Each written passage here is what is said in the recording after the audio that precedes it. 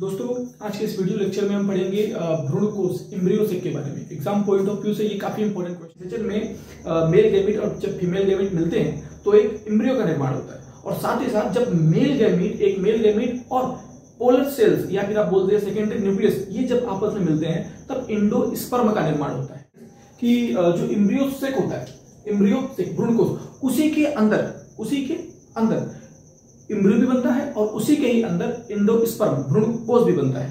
तो ये जो दोनों इवेंट है ये हो कहाँ रहे हैं, एम्ब्रियोसेक के अंदर, भ्रूणकोश के अंदर हो रहे हैं। तो बस उसी का टॉपिक। इस एम्ब्रियोसेक को पढ़ने के पहले हम थोड़ा सा एक एग्जांपल देख लेते हैं जिससे हमें मदद मिलेगी एम्ब्रियोसेक को समझने में। ये हमारी एक नॉर्मल सेल है, कोई भी एक सामान्य कोशिका है, केवल एग्जाम्पल के लिए हम ले रहे हैं। इस कोशिका में हो रहा है अर्धसूत्री विभाजन। अर्धसूत्री विभाजन जो हो रहा है इसमें दो प्रकार का होता है। ये नॉर्मली जहां जहां अर्धसूत्री विभाजन होगा वहां अर्धसूत्री विभाजन प्रथम भी होगा, द्वितीय भी होगा।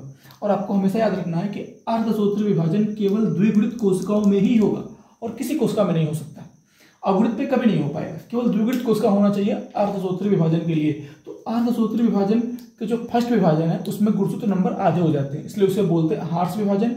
और जो दूसरा विभाजन होता है अर्धसूत्री का, उसे बोलते हैं समसूत्री विभाजन के समान विभाजन। तो इसमें क्या होता है, जैसे जनक होते हैं वैसे ही बच्चे भी होते हैं। ये तो हो गया किसका, अर्धसूत्री विभाजन का एक सिंपल सा फिनोमेना। अब इसी के बेस में हम आगे देखते हैं क्या है एम्ब्रियोसेक भ्रूणकोश। साइंटिस्ट है प्रोफेसर माहेश्वरी, इन्हें भारतीय पादप भ्रूण विज्ञान का जनक कहा जाता है। और इन्होंने ही बताया था कि जो अलग अलग प्रकार के पौधे होते हैं उनमें अलग अलग प्रकार का भ्रूणकोश भी होता है। तो उसी के बारे में देखते हैं एम्ब्रियोसेक कितने प्रकार के होते हैं। Monosporic embryo sac, bisporic embryo sac, trisporic embryo sac. इसको पढ़ने के पहले हम थोड़ा इनके बारे में समझ लेते हैं। इस पूरे डायग्राम में आपको ये दो डायग्राम आपको दिखाई देंगे। ये डायग्राम आपको जहां भी दिखाई देगा उसका मतलब आप समझेंगे कि अक्रिय गुरु बीजाणु या फिर नॉन फंक्शनल, जो किसी काम का नहीं है, जो बेकार है। और जो इस तरह की संरचना जहां दिखाई देगी उसका मतलब है वो क्रियाशील गुरु बीजाणु है, यानी वो फंक्शनल है, वो काम करने के लिए बना हुआ है और वही बदलेगा भ्रूणकोश में। इतना आपको याद रखना है। ये वाला भ्रूणकोश में नहीं बदलेगा क्योंकि ये मरा हुआ है, मृत है। और ये वाला जो है भ्रूणकोश में, जो गुरु बीजाणु मात्र कोशिका है, ये अर्धसूत्री विभाजन के दौरान 4 कोशिकाओं को जन्म देगी।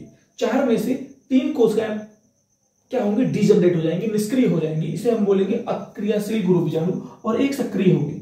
जब एक ऐसी घटना जिसमें एक द्विगुणित गुरु बीजाणु मात्र कोशिका अर्धसूत्री विभाजन के दौरान 4 कोशिकाओं को जन्म देती है, 3 कोशिकाएं जो है डीजनरेट हो गई, मर गई, और एक कोशिकाएं जो है सक्रिय रह गई। और उन कोशिकाओं से अगर कोई भ्रूणकोश बन रहा है तो इस प्रकार के भ्रूणकोश को हम बोलते हैं मोनोस्पोरिक भ्रूण एम्ब्रियोसेक। याद रखना है मोनो क्यों बोला जा रहा है, क्योंकि 4 कोशिकाओं थी, 4 में से 3 मर गई, केवल एक बची, एक से बन रहा है, इसलिए मोनो। और इसको आप स्पोर बोल दी, बहुत सूक्ष्म होते हैं, तो मोनोस्पोरिक। और क्या बना रहे हैं ये, एम्ब्रियोसेक, इसलिए हम इसे बोलते हैं मोनोस्पोरिक एम्ब्रियोसेक। अभी जो मोनोस्पोरिक एम्ब्रियोसेक के दोस्त, ये 2 प्रकार का, ये 2 अलग अलग तरह के पादप में देखा गया।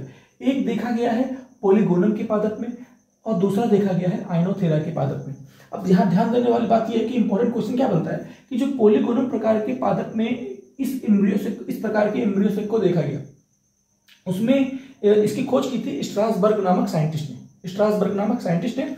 और इनमें जो कोशिकाओं का समूह होता है इनके पॉलीगोनम प्रकार के पादप के भ्रूणकोश में, वो 7 कोशिकीय होता है और 8 केंद्रकीय होता है। ये क्वेश्चन बहुत ज्यादा पूछा जाता है। ये क्वेश्चन कुछ इस तरह बनता है कि पॉलीगोनम प्रकार के भ्रूणकोश में कोशिकाओं और केंद्र की संख्या क्या होती है। तो ये आपको याद रखना है, 7 कोशिकीय होता है और 8 केंद्रकीय होता है। और अगर इसको बदल के आइनोथेरा नाम पे आ जाए तो इसमें थोड़ा सा चेंज है फ्रेंड्स, 4 कोशिकीय और 4 केंद्र की अवस्थाएं देखने के लिए मिलती है आइनोथेरा प्रकार के भ्रूणकोश। हमने इसको समझा। अब उसी तरह हमारा सेकंड कंडीशन भी है। अगर मान लीजिए कोई नई गुरु बीजाणु मात्र कोशिका किसी दूसरे पादप की गुरु बीजाणु मात्र कोशिका अर्धसूत्री विभाजन की, अब उस अर्धसूत्री विभाजन के दौरान जो 4 कोशिकाएं बन रही हैं, उन 4 कोशिकाओं में 3 डीजनरेट ना होकर कोई 2 ही डीजनरेट हो जाए, 2 ही मर जाए और 2 जिंदा रह जाए। तो जो 2 जिंदा बच रही हैं उनको हम बोलेंगे क्रियाशील गुरु बीजाणु। अब जब 2 क्रियाशील गुरु बीजाणु मतलब थोड़ा विकास करके और भ्रूणकोश को जन्म दे रहे हैं, किसको, भ्रूणकोश को जन्म दे रहे हैं, कितने मिलकर, 2 मिलकर, तो ऐसे भ्रूणकोश को बोलेंगे बाइस्पोरिक एम्ब्रियोसेक। बाई क्यों बोल रहे हैं, क्योंकि 2 के लिए हम बाई शब्द यूज करते हैं और दोनों स्पोर हैं, बहुत सूक्ष्म होते हैं, इसलिए स्पोर।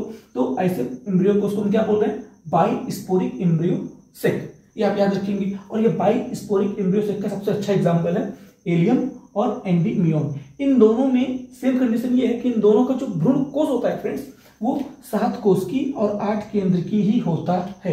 आपको अधिकतर अगर आप ये माने कि पूरे यूनिवर्स में 100% प्लांट है तो 100 में से 60 से 70% प्लांट का जो भ्रूण कोष होगा वो 7 कोष की और 8 केंद्र की वाला ही। अगली कंडीशन देखते हैं हम, अगर कोई नई गुरु बीजाणु मातृ कोष का अर्धसूत्री विभाजन करे और इस अर्धसूत्री विभाजन के दौरान जो 4 कोशिकाएं बन रही हैं उन 4 में से ना ही 3 मरे ना ही 2, केवल 1 मर जाए, केवल 1 डिजनरेट हो जाए, यानी उसको हम बोलेंगे अक्रियाशील गुरु बीजाणु, और 3 क्रियाशील रहे और 3 क्रियाशील मिलकर भ्रूणकोष जो बना रहे हैं उस प्रकार के भ्रूणकोष को हम बोलेंगे ट्राइस्पोरिक एम्ब्रियोसेक। क्योंकि 3 मिल रहे हैं इसलिए 3 के लिए ट्राई, तीनों स्पोर हैं तो स्पोर, और क्या बना रहे हैं एम्ब्रियोसेक, इसलिए हम बोलेंगे ट्राइस्पोरिक एम्ब्रियो। अगली कंडीशन देखते हैं, अब कोई नई गुरु बीजाणु मातृ कोष का अर्धसूत्री विभाजन कर रही हो और जो 4 कोशिकाएं जन्म ले रही हैं, 4 में से कोई भी डिजनरेट ना हो बल्कि 4 के चारों मिलकर किसी भ्रूणकोष को बनाए, तो ऐसे भ्रूणकोष को आप बोलेंगे टेट्रास्पोरिक एम्ब्रियोसेक। क्योंकि चारों मिल रही हैं और 4 की कंडीशन को आप बोल रहे हैं टेट्रा, तो और चारों स्पोर हैं, टेट्रास्पोरिक एम्ब्रियो लिखे हैं। ये एक्चुअल में टेट्रास्पोरिक एम्ब्रियोसेक के एग्जांपल है, जैसे एडोक्सा, ड्रूसा, फ्रिटिलेरिया और लिलियम। एडोक्सा हो गया, ड्रूसा हो गया, फ्रिटिलेरिया हो गया और लिलियम हो गया।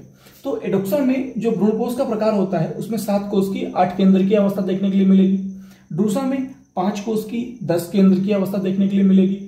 फ्रिटिलेरिया में 7 कोष की 8 केंद्र की अवस्था देखने के लिए मिलेगी। लिलियम में 7 कोष की और 8 केंद्र की अवस्था देखने के लिए मिलेगी। मैंने आपको पहले कहा था कि जिस तरह का पॉलीगोनम प्रकार का एम्ब्रियोसेक होता है अधिकतर प्लांट में उसी तरह का देखने के लिए मिलेगा। पॉलीगोनम में भी 7 कोष के 8 केंद्र की था, फ्रिटिलेरिया, लिलियम, एडोक्सा, एलियम, एंडीमोन, इन सब में भी क्या है 7 कोष की 8 केंद्र के प्रकार का है भ्रूणकोष। को डायग्राम दिख रहा है, ये एक भ्रूणकोष का है। आपके एग्जाम पॉइंट ऑफ व्यू से एक क्वेश्चन बहुत इंपॉर्टेंट बनता है कि भ्रूणकोष जो होता है ये अगुणित होता है कि द्विगुणित होता है, इनमें से कोई नहीं, कौन सा ऑप्शन सही है, तो आपको ये याद होना चाहिए। ये अगुणित होता है। ऐसा क्यों होता है वो हम आपको अभी बताते हैं। देखिए, भ्रूणकोष के पास बहुत सारी सेल्स होती हैं, 3 सेल्स ऊपर होती है जिन्हें हम बोल रहे हैं प्रतिमुख कोशिकाएं। ये तीनों अगुणित होती हैं, तो एन लिख दिया। 2 सेल्स बीच में होती हैं, आपस में जुड़ी हुई होती हैं, तो इन सेल्स को हम बोल देते हैं द्वितीयक केंद्रक, क्योंकि इनके पास 2 केंद्रक है इसलिए द्वितीयक केंद्रक, या इन्हें हम ध्रुवीय कोशिका भी बोल सकते हैं। और ये दोनों कोशिका जुड़ी होती हैं। यहाँ बीच नीचे 3 कोशिकाएं होती हैं, बीच में एक बड़ी कोशिका होती है जिसे हम बोलते हैं अंड कोशिका, और उसके अंदर अंड केंद्रक होता है। आजू बाजू 2 कोशिकाएं होती हैं, इन्हें हम बोल रहे हैं सहायक कोशिका, और उनके अंदर जो उंगली की तरह समान संरचना है उन्हें हम बोल रहे हैं उंगलीनुमा संरचना या फिलीफॉर्म एपरेटस। ये क्या करती हैं, ये पॉलन ट्यूब को अपनी ओर आकर्षित करती हैं ताकि पॉलन ट्यूब के अंदर जो नर केंद्रक है वो अंड कोशिका और द्वितीयक केंद्रक से मिल जाए। इनसे जो नर केंद्रक जुड़ेगा उनको वो बनाएगा भ्रूणकोष, और इससे जो जुड़ेगा वो बनाएगा भ्रूण। तो ये जो इनकी अधिकतर कोशिकाएं जो है फ्रेंड्स अगुणित, जैसे प्रतिमुख कोशिका अगुणित है, सहायक कोशिका अगुणित है, अंड कोशिका अगुणित है, इसलिए भ्रूणकोष जो होता है अगुणित होता है आवृत्ति बीजीय।